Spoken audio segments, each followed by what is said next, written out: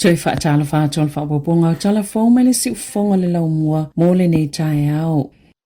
Wauna ina leo fisa la fonga le whaio whaatala noanga I se fuafuanga e ono ma whaiona tutonga e whaala putuputonga I e whaia lato membership fees ni la fonga I a lato tupe maua. O le masina o meena whaailoa I e tausitusi o lato watu ngalunga I fuafuanga le fisa la fonga ina ia iai ni la fonga e tutongi e nisi o sosa iete ma asosio lo tutongi iai ni tupe suyo whaala putuputonga po o membership fees. O loo te e fo iei le whaala putuputonga o whai whaatoanga, whaapea le whaala putuputonga o tausitusi a Australia ma New Zealand. Pei tae la masino o Novema na whaawawa le official whaatinonga o leisi la asanga, ma whaasolo I se pepo whaamatalanga mo whaatalanoanga. I whaala putuputonga I 5 ai le mo ni whaatalatanoanga mo le atunu o lau tele. Na toi whaailoa le iuni a lau whaila fonga, se pepo whaamatalanga le Federated Farmers, le ana whaalawiloa ina le masino iuni, na taa uai, sa whaatonu ina le whaala putuputonga, ina ia taa ofi se suinga o lato fuafuaina, peita ina whaatonu ina lava le IRD,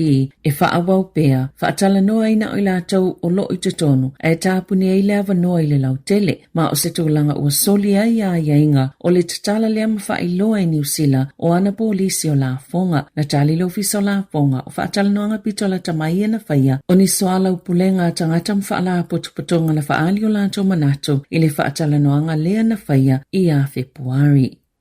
Ua fuafua whainga malo President Donald Trump o le United States e whaatonu tu risio atunu u ie le mo'mia ni visa e ulufale atuai e au fietangata Australia ma New Zealand ina ie whailoa lato whaamatalanga na whaitaimi o tuana I lunga upenga of sota inga. Mai le 5 tausanga o tuanai au le I ulufale atu I le atunu o lea whautuanga na folasi atu se whaasilasilanga I le asolua mai whaatasi le au whainga atoa o atunu e au fia I ma Britania, Falani ma Japani. O le tuutuunga lea, sa iei talo sanga o visa asiasi talo mai le luafis fuluiva, peitai, sa mawhai e tangata o atunu uia e le mo mieni visa e ulfale atuai Amerika, o na whai se talo sanga o le Electronic System for Travel Authorization, e le wha amalo si ayo na whailoa ia wha amatalanga, watu ina atu nei aso yono se fulu e whailoa ina finangalo le atunu ulau tele, o le United States e winga I lea fuafuanga. Watapune le fonga whatalai o le parlemene Jerry Brownlee le calorie I le mauta fono e le toi whaatanga ina ini tangata lau tele mo taimi o tutoi o le tausanga. Ina ua whaalawe tangata tete e lango ya Palestina I le taimi o taulamanga le parlemene e ala le lo lato fee matau ai atu pepa I whaipule. Na sauno Brownlee e whaanono le whainga o le whai unga peita e ta ua tele ono le ua vaaya e ye lavanisi ngā ioinga e ono whaia e tangata tete. Na o tangata ye lato swipe card si le parlemene le ama whaiona whaatangaina se I aulia le tausanga a sau. O le asos fulfito te se mai whaamai ai tau wala manga le parlemene a New Zealand ai toi amata I le whai unga Januari. Waiei nei se api fou ale malo po se polkala me lungo telefoni fe aveai e mawhai e tangata o na mo whaamatalanga ma au nanga le malo mai alato telefoni e le ngata I lea le ama whai fo ena te wailei sene ave ta avale I whainga whaate konolosi o le aso ana nafi lea na tatala ina ai e mawhai fo ena mawani la pata ingo whaalavlav whaafosei mai au nanga e pei o le vaenga tinei mu o le amata o na whaonga ina nei masino o lumanai ni vaenga fo e pei o le mawai o fi auto tusia whaapea ma se ato whaate konolosi po le digital wallet e te wai I tutonu whaamatalanga tā ua o le tangata e pei o laisene ma whaailonga. Ua maua le malilienga o whaatalanoanga o mata upu po whinaunga tu whaatasia pulea onga o kolisi pe ona whaasilsila e le iuni le asosia pulea onga o kolisi whaapea ai ma le asosia o onga tūlanga lua I le asolulu e au fiele si itanga o tutongi e lua tesi ma le 5% ma I le aso wharaile o le vai asonei whaapea ma le lua tesi ma le tasi pasene I le masino tesi ma le tausanga a sau e maua fo I le alauni e se fululi maafe tā la mo ngā luenga I suwinga o le polkalame o a onga po le kalama le o whaaoli o li mai whaatasia ma se alauni e 5 feta la mo pulea onga lātou te awa oina ni pulea onga fou ua mawhai fo iona o lātou maua ia tatau e whai ai tangi mo whai a onga e silia ma le se lau valu se fulua feta lātou pe maua o se vaenga na whina wina iuni ona o le tula fono mo ngā luenga ua whau tuaina.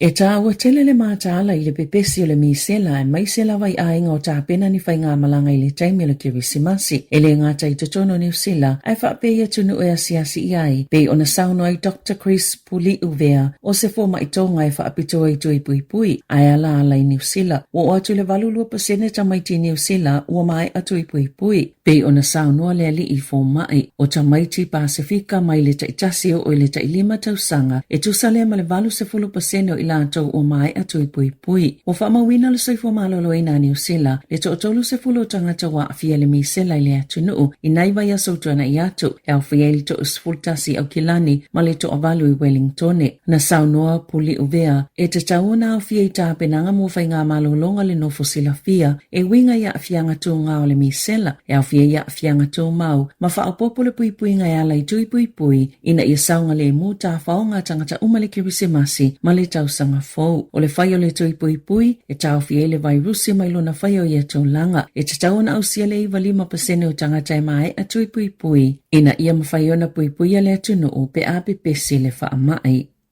E lata I le fitu wafele au penisiona na afie se tasi fo isasi ale ofisa o la fonga. O le vai aso talwai na liputi aile le to New Zealand e whaafe 5 se lau tangata na ova no tutongi a lato la fonga anga I ile IRD. Ina ua le sa o le wha maunga o lato la fonga e tu sai mapol kalame ale ofisa o la fonga. O le wha le tonu le wa afia ile au penisiona. O le awala na wha mauwina I a lato supa. Mo vai ngā tupe e whaatatau I le ACC na whaalia le Inland Revenue e ono a whiwhitselau fitus fulvalu tangata wa afia I le asasi.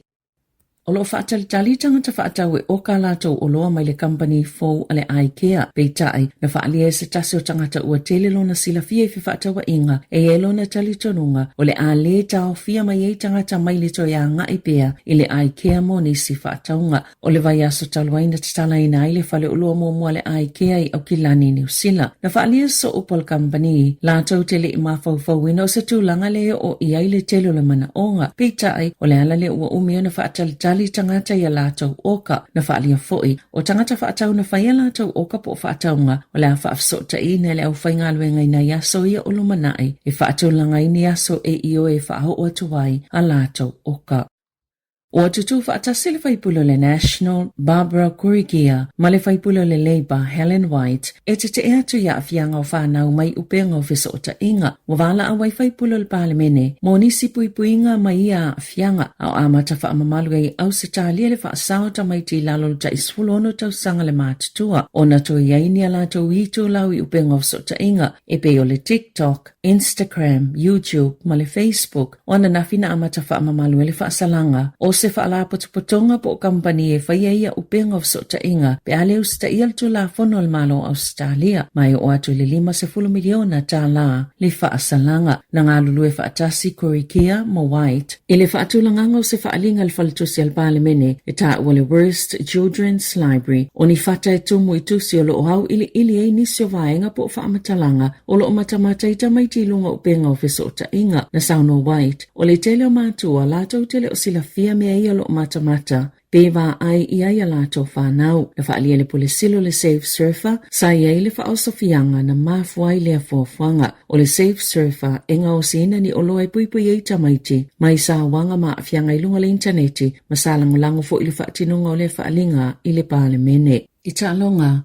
Wa saini le wingi le ulpeleki Sevu Rees I le kalapu falani Perpignan, ma ole a ia tu le Crusaders I le whaiunga ta mirsanga la kapisupa I le tausanga a sau. Tolu fitu ta alonga whaitau lia Rees mo New Zealand, ma olo o avea pea masikoa si lia I le la kapisupa I le au whaingo skona ia maua e onu sifun maleono, na maue ni whaasalalonga I falani. Le saini a ia Rees o se kone karate tolu tausanga ma lea kalapu. Olo o tu maupele kone karate a Rees ma le uni la kapia New Zealand. Male Crusaders, mole tausanga atoa e lua afi lua ono. Tala fawia male si ufonga le lau moa, mole nei vaenga o le tae au.